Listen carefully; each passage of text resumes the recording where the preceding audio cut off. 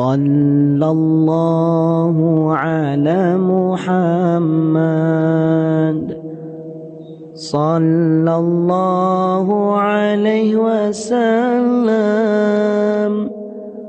Sallallahu ala Muhammad. Sallallahu alaihi wasallam. Ya Nabi salam alaika, ya Rasul salam alaika, ya Habib salam alaika. Salawatullah alaika. Assalamualaikum warahmatullahi wabarakatuh. Saya akan membacakan surat Al-Ma'arij 1 sampai 15. Bismillahirrahmanirrahim.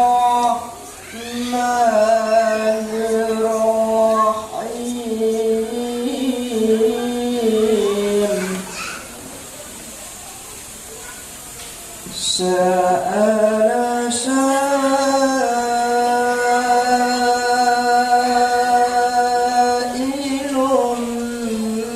bi'adabin waqi'.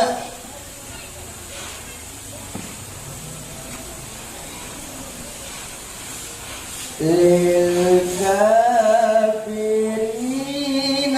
laysa lahu dafi'.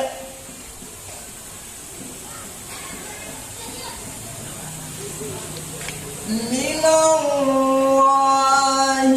dhil ma'arij.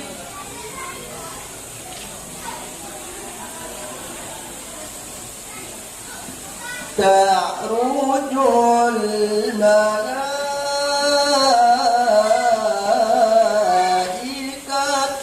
waruhu ilaihi fi yawmin kana miqdaruhu 50 alfa sanah.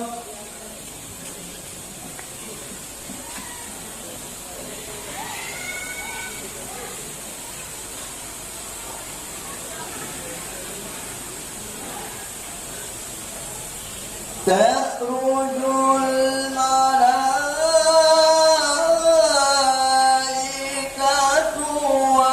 والروح إليه في يوم كان مقداره 50 ألف سنة. فاصبر صبرا جميلا إنهم يرونه بعيدا ونراه قريبا. يوم تكون السماء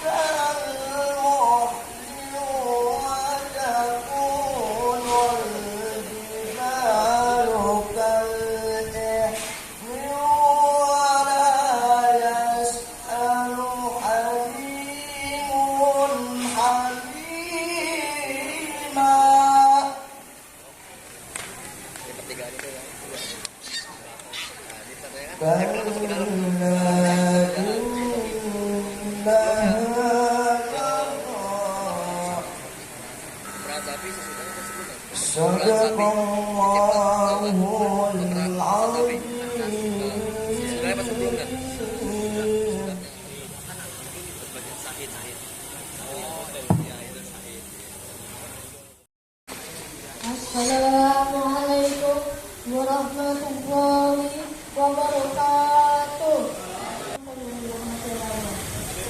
Pertama yang paling utama, marilah kita panjatkan rasa puja puji syukur kita terhadap kehadiran Allah Subhanahu wa Ta'ala yang telah memberikan kita begitu banyak nikmat dan juga yang telah menciptakan wanita yang begitu romantis, alisnya bagaikan semut yang berbaris, senyumannya yang manis membuat iman semakin tipis. Dulu yang tinggalnya di Paris, sekarang tinggalnya di Betalis, sekarang terlena oleh jebakan para gadis.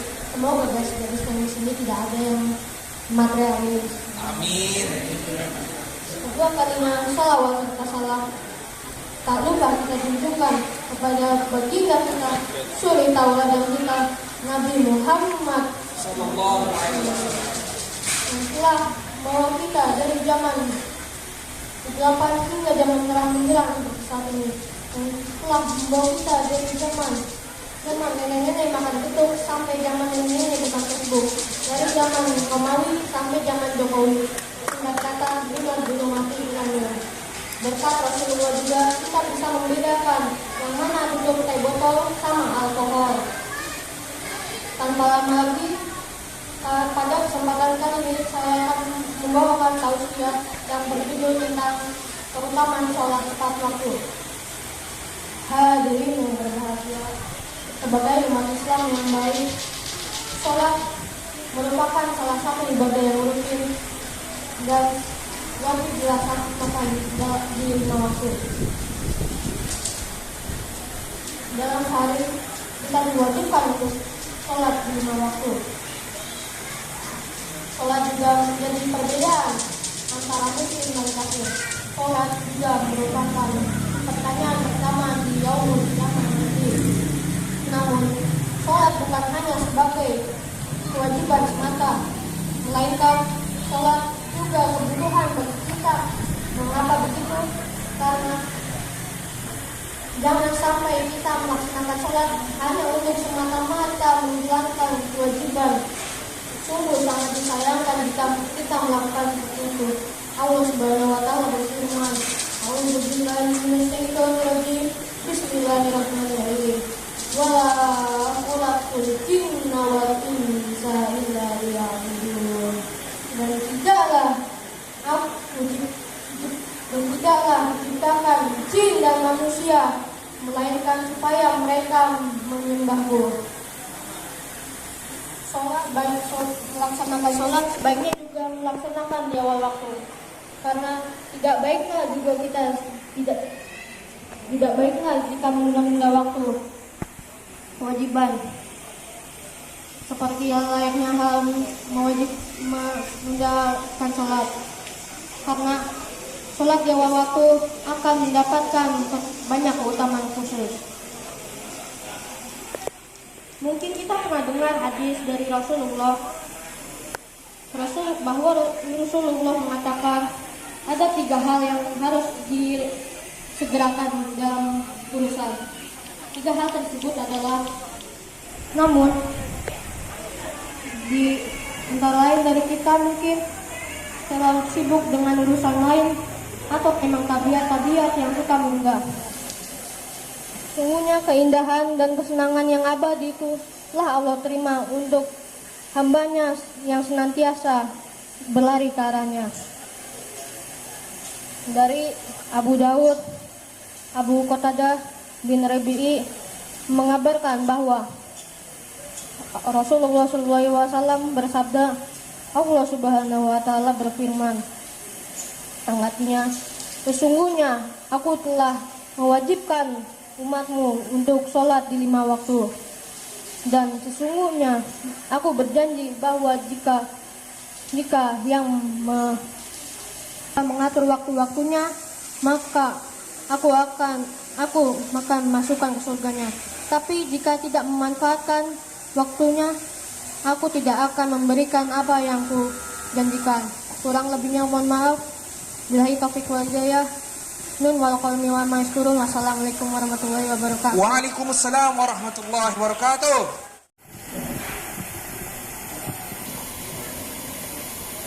Bismillahirrahmanirrahim. Assalamualaikum warahmatullahi wabarakatuh. Ke pasar beli kue talam. Pulangnya dapat es kelapa muda. Seger. Semangat dong kalau jawab salam. Nanti tidak kebagian tempat di dalam surga. Assalamualaikum warahmatullahi wabarakatuh. Waalaikumsalam warahmatullahi wabarakatuh. Innal hamdalillah nahmaduhu wa nasta'inuhu wa nastaghfiruh wa na'udzu billahi min shururi anfusina wa min sayyiati a'malina may yahdihillahu fala mudhillalah wa may yudlil fala hadiyalah. Asyhadu an la ilaha illallah wa asyhadu anna Muhammadan abduhu wa rasuluh la nabiyya wa la rasula ba'da.